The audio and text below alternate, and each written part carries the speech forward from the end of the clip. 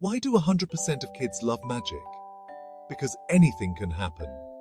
Meet Max, a little boy who loved to paint. One day, he found a magical paintbrush in his backyard. It sparkled with all the colors of the rainbow. Max dipped the brush in blue paint and drew a big, beautiful butterfly. To his surprise, it flew off the wall and fluttered around his room. Wow! Excited, Max painted a red balloon. The balloon floated up and danced in the air. Max laughed with joy. Then, Max saw his stuffed bunny looking sad. He painted a cozy blanket on the wall.